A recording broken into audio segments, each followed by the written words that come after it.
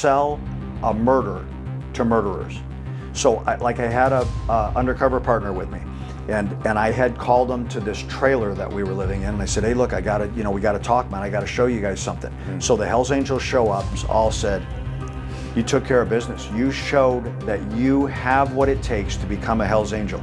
Consider yourself a Hells Angel now. To the point where they put an angel vest on my back and said, you know. Most people only hear whispers about the Hells Angels, the violence, the blood feuds, the ruthless loyalty that binds them together. But those who have lived it, those who have been inside, have stories that shake even the toughest listeners. A former president casually recalled a fight where a man's intestines were ripped from his body. An undercover agent faked a murder just to earn their trust. A woman insulted the wrong person and paid the ultimate price. These stories aren't just disturbing. They reveal a world where fear and power rule everything. The question is, how much of the truth are we ready to hear? The situation that happened in Chicago between the Hells Angels and the Outlaws. Yes, there was 96 Hells Angels and 60 Outlaws. Oh, yeah, it was an Easy Rider show. Charles Goldsmith wasn't just another member of the Hells Angels. He was at the top. As a former chapter president, he had a front row seat to the raw, unfiltered reality of one of the world's most notorious motorcycle clubs. When he finally opened up in an interview, he pulled back the curtain on a world where violence wasn't just expected. It was a way of life. He spoke about the constant war between the Hells Angels and their bitter rivals, the Outlaws. Tensions ran so high that even the smallest interaction could spiral into a full-scale brawl. These fights weren't just about proving dominance. They were personal, brutal, and often deadly. That's what I do, so I'll punch him, and I can hear his gurgling sound, and I look back, and another brother he's not in the club anymore.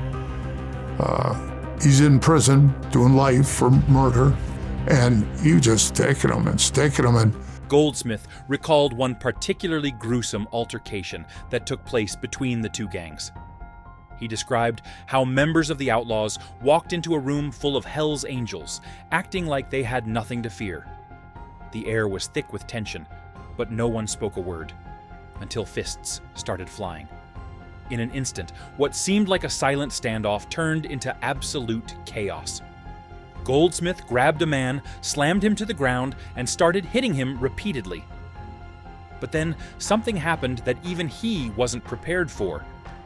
Another Hells Angel, someone he had ridden with for years, took the violence to an entirely different level. And I didn't even know about that until I saw it on the films like everybody else on TV did. Right. Well, your son Brad knocked out one of the Mongols, who turned out to be an undercover cop. Right. With a small blade in hand, the gang member stabbed the Outlaws member in the stomach, again and again. Goldsmith didn't notice at first, but when he finally looked down, he saw something that made him stop cold. The man's intestines had spilled out onto the floor, blood pooling beneath him. The shocking part? There was no hesitation, no second thoughts. The club member who did it simply stepped back, wiped off his blade, and moved on, as if nothing had happened. Goldsmith, realizing the fight was over, stood up and walked away, leaving the scene behind him. The territory you control influences how much money you can make within that territory. They're constantly trying to acquire territories of competitive gangs. It was supposed to be just another long ride. A group of Hells Angels roaring down the highway, their bikes tearing through the open road. The desert sun was unforgiving that day, burning hot enough to make the asphalt shimmer like glass. The pack was tight, moving as one, each rider trusting the one in front of them. But what happened next was something no one would ever forget. One of the riders had been warned. The road ahead was rough, unpredictable, and not the kind of place to bring a passenger. But he didn't listen. His girlfriend wanted to ride, and he wasn't about to tell her no. She hopped on the back of his bike, wearing nothing but a thin novelty helmet, more for style than protection. The group had been riding for miles when it happened. A massive strip of tire debris, what bikers call an alligator, lay sprawled across the road. There was no time to react. The lead riders swerved, barely avoiding it, but not everyone was so lucky. The man with his girlfriend on the back hit it head-on. His bike flipped violently, sending both of them flying. He tumbled into the gravel, battered but alive. She wasn't as lucky. When the other riders ran back, the sight was unbearable. She had landed face up on the boiling asphalt, completely still. The heat was so intense that her exposed skin had started to blister instantly. But the worst part? The top of her head had been torn open from the impact. The unbearable desert heat had begun cooking her brain before anyone could even process what had happened. The man who had brought her, against all warnings, fell to his knees in shock, unable to comprehend that just moments ago she had been right behind him, laughing, holding on to him. My attitude was, man, I'm not trying to get off the X, I'm trying to get on the X, and I'm trying to stay there for as long as I can. So you do that with flamboyance and how you conduct yourself, how you treat people, because you'll get knocked off the X if you're not good at what you do. Jay Dobbins knew the risks. Infiltrating the Hells Angels wasn't just another undercover mission. It was stepping into a world where betrayal meant death. For 2 years, he lived among them, earning their trust, drinking with them, riding alongside them, and witnessing firsthand how their ruthless brotherhood operated. But in the end, there was only one way to truly be accepted. He had to prove himself. There's that stereotype, that mentality. Before you become a member, you have to have committed a murder. From my experience, and I like Michael, I try to answer questions as authentically as I can. The test was simple, but terrifying. Commit a murder. Of course, Dobbins couldn't kill someone, but he had to make them believe he did. Working with his fellow law enforcement officers, they staged a brutal crime scene. A victim was selected, a person willing to play dead for the operation. The scene was set, the body carefully positioned to look like a genuine execution, complete with fake blood and staged gunshot wounds. They even took gruesome photographs as evidence. There was no trepidation. Here's the gun. They provided me the gun with the instructions. Shoot him in the mouth, shoot him in the eye, shoot him in the ear, scramble his eggs. Make sure that you hit him somewhere where that round can... When Dobbins returned to the gang with the proof, there was no hesitation, no questions, no doubts. Instead of suspicion, he was met with open arms. The Hells Angels cheered, hugging him, shaking his hand. One member even placed a club jacket on his back, telling him he was one of them now. What should have been a horrifying moment, proof of a cold-blooded killing, was celebrated. In their eyes, he had done exactly what was required. He had crossed the line from outsider to brother. A woman named Cynthia Garcia, who came to the Hells Angels clubhouse in Mesa, Arizona, said the wrong thing to the wrong people at the wrong time, and she got boot stomped.